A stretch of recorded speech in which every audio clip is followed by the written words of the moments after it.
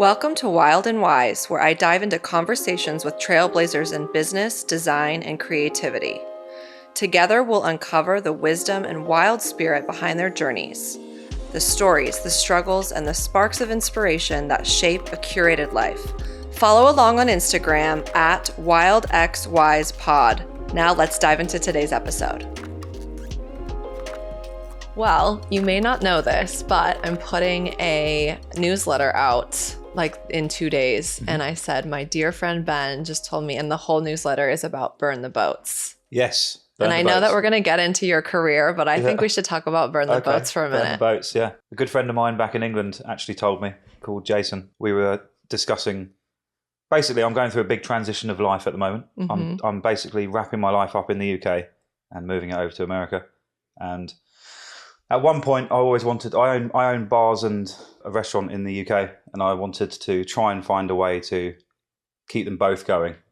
And then I sort of came to the conclusion that the biggest thing in life that I think is important is energy management, where you put your time and your energy and what you get out of it and who you surround yourself with. And yeah, I just made the decision that I needed to wrap up my life in the UK and move it over to the US. And yeah, my friend Jason said to me, he sort of quoted a story back in the army days that when they wanted to conquer an island that they could only get to by boat, the colonel of the army, when they arrived on the island, burnt the boats, and it sort of put people in the mindset of you have to succeed. You don't have a choice, because if you can't get off the island, you've got to stay on it and you've got to conquer it. So it was a similar sort of thing for me. I was like, yeah, I need to burn the boats in the UK. Mm-hmm.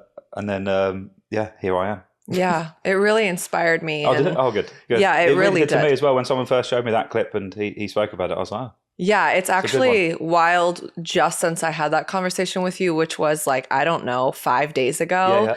How many wild things have happened this week where the universe has opened up to say, the boats are burning, we're going. Yes. And some really beautiful things have happened. So thank you for that. You're very welcome. I appreciate that. It did the same to me, I think. It literally ignited a fire in me to be like, yeah, don't have a choice. Yeah, don't have a choice. As I've had things like embassy meetings and stuff that are very important to me about moving here. And I'm like, yeah, if I go in there with the mindset of I can't not get this visa, yes. It's very much like, yeah, it just changes your mindset of everything. So yeah, absolutely. Here we are. So a little background, Ben is the powerhouse drummer for the international successful band Two Door Cinema Club. Yes. He is a very dear friend and a partner in Roseacre, which is the forthcoming restaurant from Paul Basil and Jules Wilson, opening next year in 2026.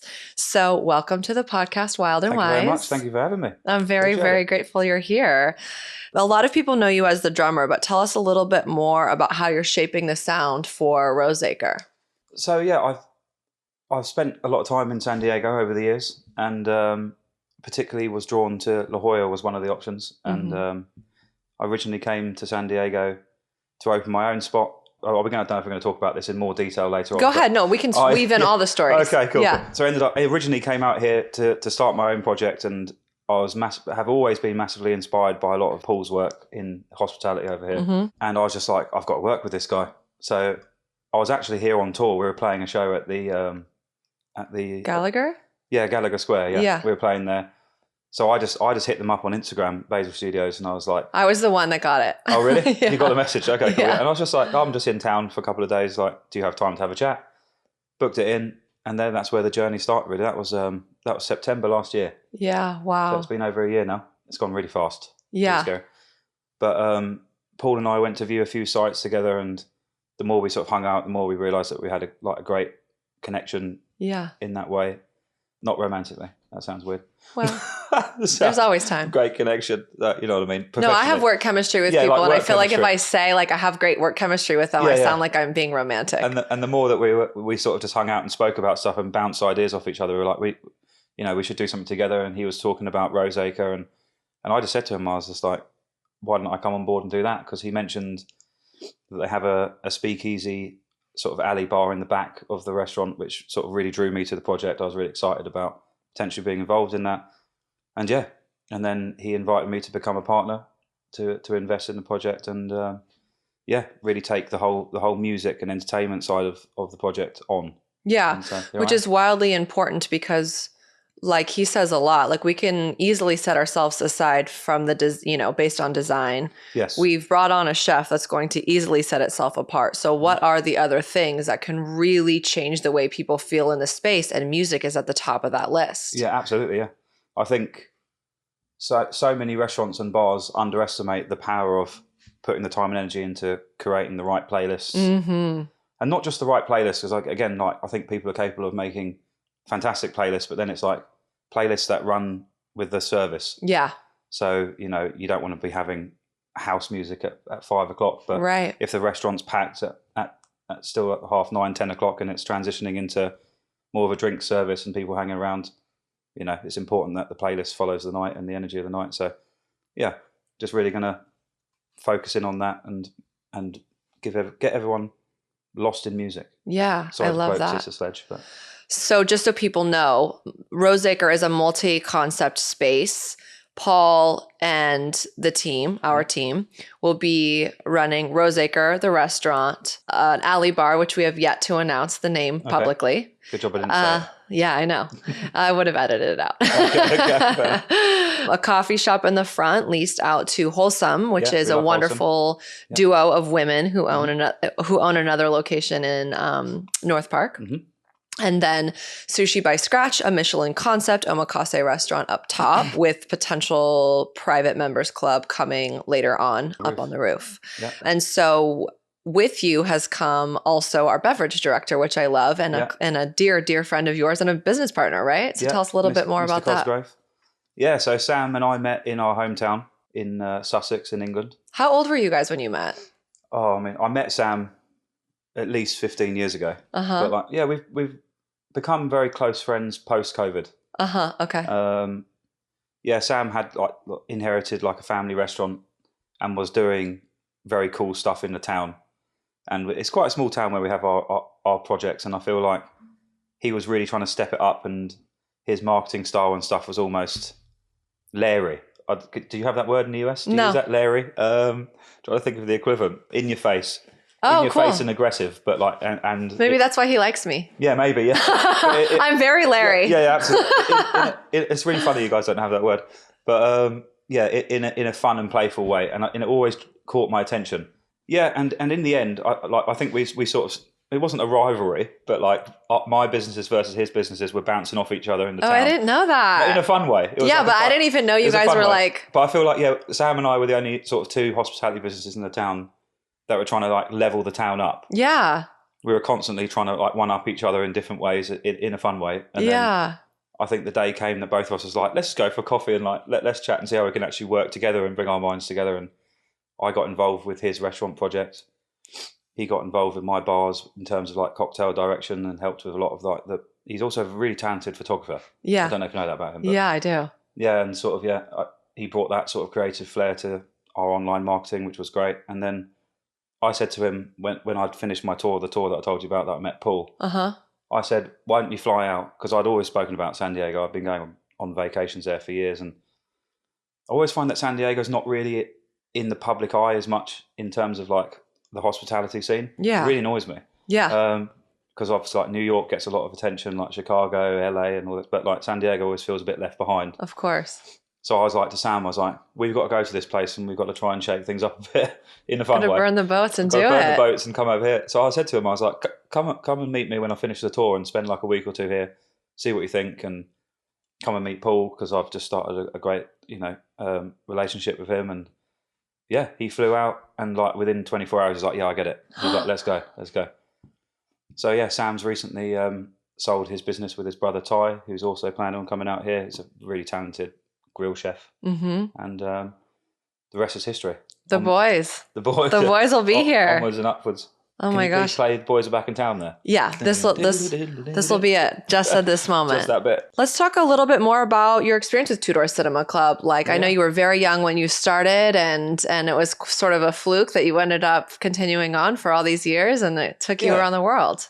Yeah, it's been a pretty wild journey. It's actually it's over 15 years now, which is crazy. It doesn't feel like it. It really feels like it's only been a few years, but time goes very quickly, I guess. Mm-hmm. So I've always been surrounded by music because my dad's always been in bands, and introduced me to music and had band practices in the house when I was growing up. So it was always in my ears. And Yeah. What did your dad play? my dad's a guitarist, so he originally really wanted me to be a guitarist. It was always like, here goes a guitar. And I liked it, and I learned how to play the guitar a little bit, but I was always just constantly tapping on the desks in school and stuff, and everyone was just like, you need to be a drummer. Mm-hmm. And then, just as soon as I got behind the drum kit, I was like, okay, this feels right. Feels like it was my gut. And what age were you really like playing drums on your own? 14. I started drums when I was 14, and within 6 months of starting to play, I'd got into like a covers band that plays at weddings. Oh, yeah. They're all like older than me. They're all like 18, 19 at the time, and they were playing loads of weddings and also a lot of bars.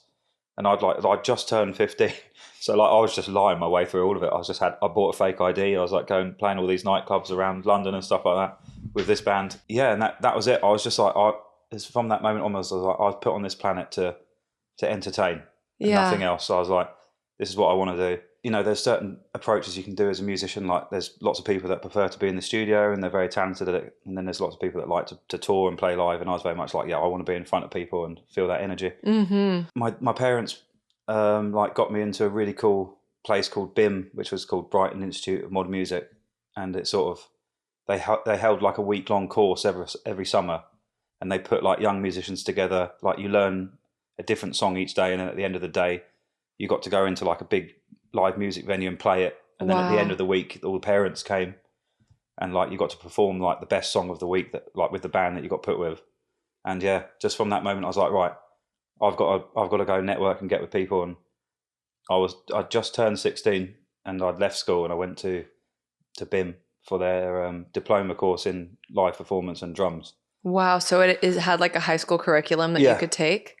Yeah, and I feel like Henry would love to do this. Yeah, it was amazing. It was a really great, because it was a cool music school. Yeah. So it wasn't like sitting just in the classroom and just like a conservatory, which I don't have a problem with. Like it's great. It's just not for everyone. Oh, right. It focused much more on like putting people in bands and getting you playing. Wow. And the second night I started there, I was just like, oh, this is it. I said to them, I'm not in a rude way, but I'm not interested in your course. I said, I just want to get out there and play.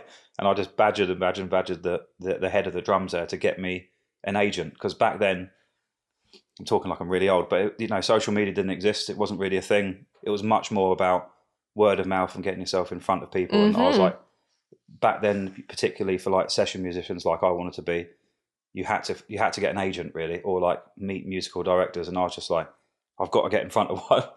And the head of drums introduced me to one called Sue.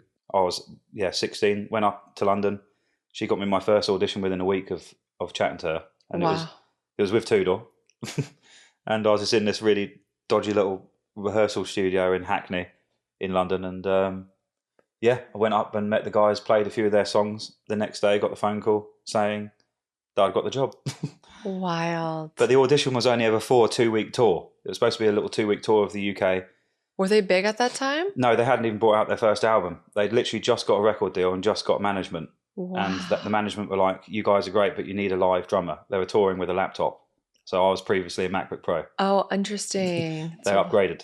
Yeah, they did, baby. No, I'm joking. But and that was it. That like I got signed up just to do this 2-week tour it's called Enemy. I don't know if you've heard of it, but it's a big like music magazine and online of course thing in the UK.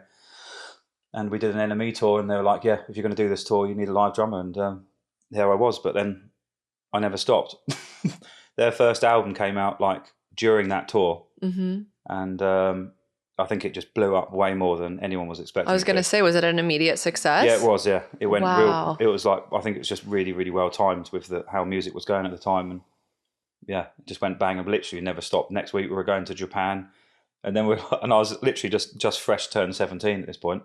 Wow. And I was just being thrown all over the world. It was crazy. And then we literally have not really stopped. Yeah. So I have so many like intro and questions in between. Yeah. How do you feel like traveling the world has shaped who you are today? I mean, that's an opportunity of a lifetime. Yeah. I mean, I feel very, very lucky to have literally seen the whole world and experienced different cultures. And it definitely really made me fall in love with hospitality, because I got to see things that I guess you just would never, from a small town in the UK, be exposed to. Yeah. What are some of your favorite hospitality moments from your travels? Oh, there's a lot. My favorite experience I've ever had in hospitality was in Japan. I got taken by a good friend of mine called Joey, and he was like, "We got to drive 2 hours in the middle of nowhere, but it'll be worth it. Do you want to come?" And I was like, "Absolutely." So me and the singer Alex went, and he just drove us to the place. Honestly, it was half the size of this room, the restaurant. There was a chef with, I think, no more than 8 seats, and he just literally just cooked you a fresh meal, and it was just like no one spoke a word of English. They couldn't speak English. You had to be taken there by a local, and it was just mind blowing. The food, never tried anything like it.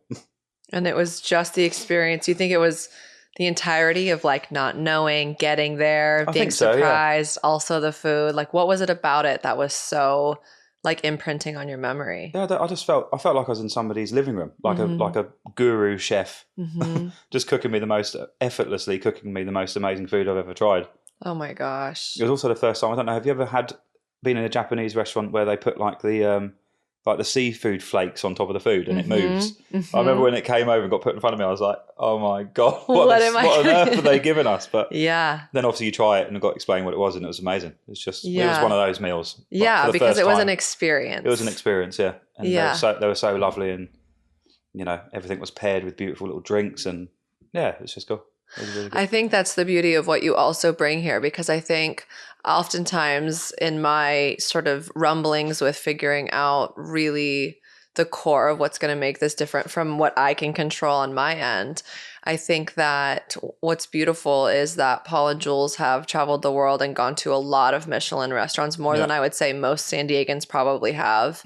But then you've traveled the world and sought out these very unique experiences when it comes to hospitality. Yeah. I've worked with restaurants and chefs for many, many years. And so I love it because it's a true culmination of San Diegans who traditionally have a stereotype of not ever leaving or things like that. And we're really bringing this culmination of experiential culinary hospitality experiences together to create something that we know and that we're so certain of will be unlike anything else that San Diego's ever seen. Yeah, exactly. I mean, yeah, I take pictures of everything, so I've got thousands and thousands and thousands of hospitality inspiration that I feel like we're going to translate into the projects that we do moving forward. So I'm very excited. Me too. Very excited.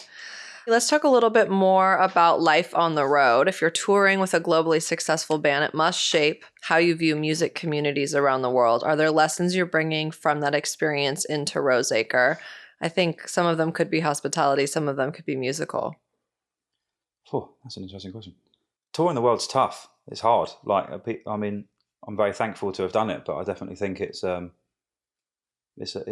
very challenging thing to do. People don't realise quite how difficult it can be, and it's very unnatural as well. Like you're literally like locked in a room or a bus with 20, 30 people all the time. Like you're only on stage for an hour and 30 minutes a day maximum, and the rest of it you're just with people.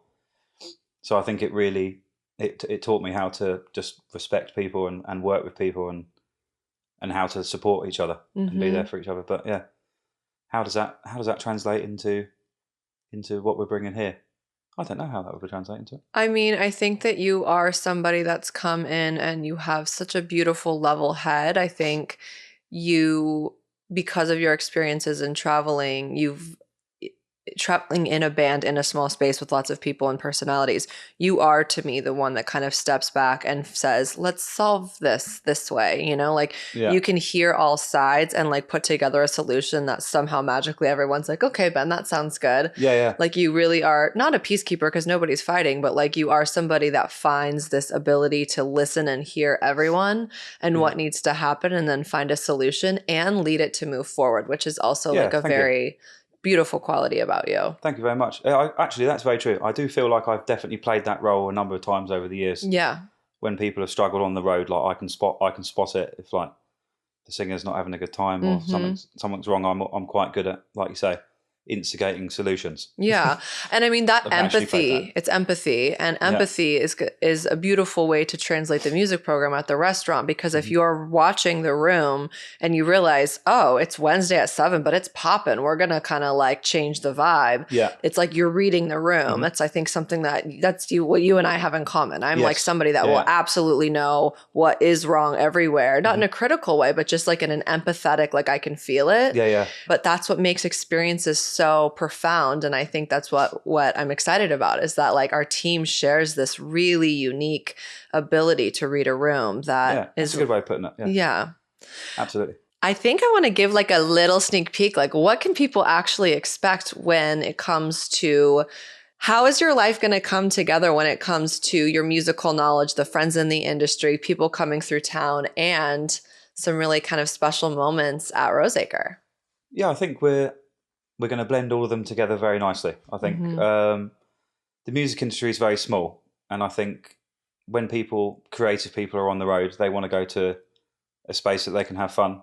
We're going to utilize the Speak Easy and Alley Bar to try and host some fun artists as they pass through and make it really exciting and bring something that particularly La Jolla doesn't have. I don't think it's got many, if any, really places doing live music, and really focusing on not so much creating events in that respect and marketing it. I want it to be a place where you could be there on a Tuesday and you never know who's going to rock up and come and play a set and do something fun. And it's a small space, but I think that's a good thing. Yeah. It's going to make it super intimate and exclusive, and we're going to have a lot of fun. Yeah. I think there's a big push right now with La Jolla. There are a lot of places opening, more than I mean, even in the last few weeks, I'm like, oh, okay, La Jolla, La Jolla, La Jolla. Yeah, there is. Yeah. And maybe in like a variety of places in La Jolla, not all kind of close together, but there is sort of a renaissance happening. In addition to that, there is the Conrad Music Center, La Jolla Music Society, which is right around the corner, but that is a little bit more of a formal experience, but the space is unbelievable. And so there are these sort of like musical moments, but not in this way where it's nightclub experience, unexpected and unmarketed pop-ins of friends who are coming through town who either may just be having a bite or may get behind the decks or may pick up a guitar. And I think that makes the city so exciting. I often look and wonder, how do we mature the city to feel more like a major cosmopolitan community? And one of those things is having a place like that. When I was in Chicago, my first client when I started Chrome City was Chicago Cut Steakhouse, and they were known for having celebrities in. And so I became the person that continued that legacy on. Nice. And there was like a deep dive into like what comedians were coming through town, what sports teams were coming through town that we could invite in to have dinner. This was long before influencers. That was the influential people. And it created this exciting energy in the space that even if somebody famous wasn't in the space, everybody was sort of on edge in a beautiful way to kind of like look. And then what was even more beautiful about that is then as people walk through the door, everybody kind of turned their heads. So then people kind of had this moment to feel special. Like it's so funny what that small little decision as a brand can do to really elevate the excitement in a space. Yeah. I like the mystery. Yeah. And not blasting it all over the internet. Yes, absolutely. Yeah. But I think that, in my opinion, I don't feel a lot of places are exciting. Sure. Like they can have incredible food, but the vibe is whatevs. Or it can have, maybe fantastic drinks, but the lighting's off. But like, I don't often walk into a place in San Diego, with all due respect to everyone who puts their time and energy into this hospitality world that we're building. And I feel like, woo, everything's ticked off. Buzzing. Yeah. Like I need it to be buzzing. That feeling where you're like, I don't even know what it is, but it feels good. It's like you said, I think it is really rare and hard to find people that are just aware of the room and managing the vibe, really. The energy. Like the energy of the room. Like you say, like there's certain groups of people that if you go, we've got a slightly older clientele, they're chilled, that we keep the music at the right level and the lighting's maybe a little bit higher. And then when it's a younger audience and, they're bopping a bit, that we drop the lights and we turn the music up. Do you know what I mean? And it's somebody being proactively watching that and managing that throughout the whole shift and not getting distracted by it. So it's hard to do. It is really hard to do. And it's very difficult to find places that do that and nail that. I think. Yeah, it's easy to get distracted by service and, fires that you have to put out and complaints or whatever it may be that happens naturally in hospitality. But I think that we have it's really amazing because we have a few team members, honestly, kind of you and me, that, you know, Sam's going to be behind the bar focusing on that, and Spencer's going to be in the kitchen focusing on that, and Lindsay's going to be in the wine program focusing on that, you will already have the music dialed in. And so it's really going to be this really beautiful combination that I look forward to so much, Yeah, I can't wait. of you and I kind of tag teaming and looking to see like where things are at, because we have such different perspectives, but such an aligned vision that I think that not many people can afford to have that kind of experience on the floor. Exactly, you know, yeah. I mean, it's such a gift. I'm excited. Me too. Makes me excited just talking about it. I would like to know more about the music that you like. So like you said, let's start from the beginning. Like you said, your dad grew up playing guitar. Like what kind of music was in your household? And then we'll kind of lean into like the evolution of your music inspiration. So the biggest inspiration for me when I was growing up was definitely the band Toto. Oh my gosh. Which is really random, isn't it? Yeah, but my dad's was just, I don't think many people know this, but like Toto is actually made up of some of the most successful session musicians in the industry in Los Angeles. And they recorded like everything in like the 80s and the 70s. It was crazy. Like they did all of the Michael Jackson records and all this kind of stuff. So basically, if you were a musician, you liked Toto. Not for the hits on the radio, but just for their musicianship. And yeah, my dad really sort of opened my eyes to that. And my first show I ever went to was Toto. Really? When I was 11. Oh, wow. He took me to see them, and I sort of understood it. Like I've listened to it for years, but I didn't really understand it until I saw it live, and I understood the chemistry of them on stage and their talent. So, and I actually got my first drum kit from a Toto song, because there's a really famous, and if there's any drummers listening, they will definitely know this. The song Rosanna. The drum beat in that is actually notoriously difficult to do properly. It's very, very hard to do it properly. And I knew this from a young age, even before I started playing the drums. And my dad said to me, he said, right, because I got to the point where I'd been playing around on drums, and I was like, I want to be a drummer. And he said, right, when you can come and tell me that you can play the Rosanna drum beat, I'll buy you your first drum kit. Oh my god! So I think I used all of like the money that I'd make. I used to have a little car washing business when I was like 14 to 16, and we used to go and wash loads of cars, like 3 or 4 groups of us, and I rented a little studio and I just locked myself in it for like 3 or 4 hours. And I literally rang my dad up. I was like, all right, come on then, come down, come on. He thought I was joking. Played the drum beat, absolutely nailed it. And the next day he stuck to his word and bought me my first drum kit. I love that story. So Toto is actually quite a big part of my musical journey in many ways. So many ways. And, first concert, what you grew up listening to. Got me my first drum kit. And yeah, it's crazy. Yeah. That's a so beautiful I sort of followed story. them in their journey. I literally saw them like 2 months ago. I still follow them and watch them now. So. Where did you see them? I saw them in LA. Oh, you did? Yeah. How special. Yeah, no, it's still great. It's great. And it's nice to see how they've evolutionized. How they've evolved. Yeah, absolutely. So, yeah. It's cool. There's this amazing documentary that I'm sure you watched about yacht rock, and there was a lot of mention of Toto where they were, and like the Michael McDonald, and like who knew Michael McDonald was like such a fox back in the day? Oh my gosh. Okay, so then my other question is, once you were sort of like rocking and rolling with the band, like who else were you coming up with, so that if people maybe didn't know Two Door Cinema Club, which I doubt, because if anybody, types it into Spotify and listens, they know the song, but like who were some of the other bands that you guys were always just like, hey man, we're at the same thing? Like who did you guys really come up with? Oh, we've crossed paths with so many bands. I've got a fun story about the band Phoenix. Do you like Phoenix? Yeah. So we got asked to support them through Europe. This was really early on in Two Door, like it was like the first year and a half of me playing with them. And we were supporting them through Europe, and Phoenix. This was just around the time that Amadeus album came out, it literally blew them up into like arenas worldwide. So all of a sudden, we were supporting and playing massive arenas, and we got to the last show in Europe, and then they asked the guys if we'd support them in America, in the US, and obviously we were like, yes, it sounds great. So 2 weeks later, we were on a plane to America to support them for like an 8-week tour around the US. And the drummer came up to me in the dressing room and he says, so do you think you can play the set? And I was like, what do you mean? He's like, the Phoenix set. And I was like, yeah, probably. Why? He said, oh, no reason, thank you. And then the whole band came in and spoke to us, and they're like, right, the drummer's wife had gone into labour early. And they were like, we either need to cancel the tour or are you up for getting to doing the show? I did not know this story. Yeah, and I was like, what? And they were like, yeah. And I was like, from when? They're like, 2 days. And I was like, oh. You had to learn the entire set in 2 days. I was 17. This was our first ever time touring America. Two Door guys were in a van, bombing it around behind the tour buses of Phoenix. And then 2 days later, I'm about to play for Phoenix, headlining the rest of the tour, covering the drummer, and I had to learn it in 2 days. Oh my god! And that was probably one of my favourite.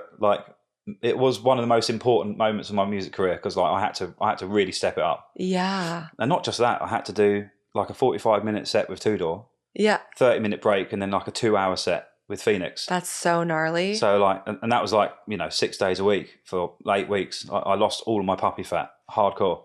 You were just going for it. Absolutely going for it, yeah. So, but it was a really big moment for my career, and it was amazing to have to step up. Everyone that's watched Phoenix live, like their drummer is unbelievable. Thomas is such a great player, and not just a great player. He's just amazing. Mm-hmm. And it was the first time properly that I was like, oh shit, I subconsciously really had to focus on my performance as well as my music. Oh, interesting. And it really changed everything for me because I wasn't massively familiar with Phoenix at the time. Uh-huh. Other than from when we supported them, and I'd obviously watched him live, and I was like, holy shit, like he was an absolute beast, and he comes up to like my shoulder. He's tiny, but he was an absolute monster behind the drums, and it really just shifted how I viewed things. Because with Toto and stuff as my influence, I was focusing a lot on musicianship and the feel and playing together and everything like that. Not so much on the live performance and like the rock and roll of it. So, right. And that really forced me to like, oh my god, if I'm going to fill this guy's shoes, I've got to be really exciting to look at as well. Yeah. When I'm playing the drums and sort of marry the two together. So yeah, that was a big part of my career as well. And then you take that back to Two Door, and then all of a sudden you're kind of like performing differently when you're with them because you had this opportunity. Okay, so tell us just maybe a few other bands. You don't have to tell stories, but like what are some other bands that really kind of like came up at the same time as you guys on like the festival circuit? Oh, so I'm trying to think off the top of my head. Loads. We toured lots with like the Foo Fighters. We played loads of shows with them. Like Blink-182, Bombay Bicycle Club. I don't know if you know those guys. I do. We ended up touring with those loads. The Vaccines, the Hives, the Strokes. Yeah, we've been lucky to just like you'll be amazed by like when you do the festival tours, like the circuits each year. You just bump into the same people. Yeah. It's always like the same rotations of bands, and then those bands always take like their year off at the same time. So then when we come back, it's such a small world, and it's funny. Yeah. What's your favorite festival you've ever played? Oh God, I don't know how to. There's so many. I know. We've done everything from Coachella to all the Lollapaloozas everywhere in the world, from Berlin to all of South America and here. I do actually think that my favorite festivals that we do they have to be. It's got to be Lollapalooza when we played in Brazil for the first time. Wow. I think the rules are a little bit different there in terms of capacity because they're like, yeah, your stage is about 80,000 that you're playing. I was like, oh, cool. And then they were like, yeah, 200,000 people turned up. And we could see it from stage, like the gate, like the barrier of the festival. And then outside the festival was just another festival for people that didn't have tickets.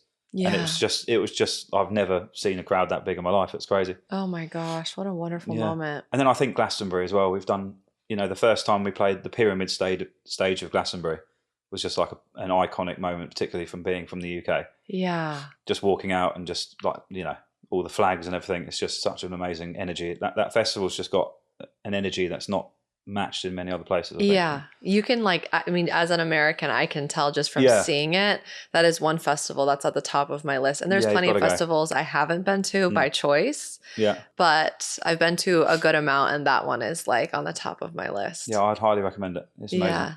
Yeah, they've got to be some of the highlights, I think. That's beautiful. Thanks for sharing that. No worries.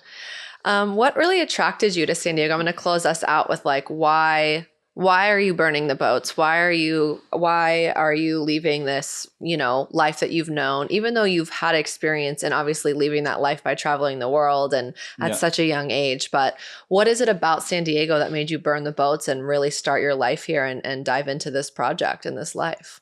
I mean, other than the cliche things like the beautiful weather all year round, although it's been raining all week. Although I am in a trench and I'm not complaining about it. It's the first rain I think I've ever witnessed here, like torrential rain. Yeah. But no, other than the usually beautiful, good weather, I just think the city's just got a really, really good buzz and energy in hospitality at the moment. Like I say, people are trying to step it up, and there's a lot of just amazing hospitality projects here that I found really inspiring, particularly from like the design and experience point of view.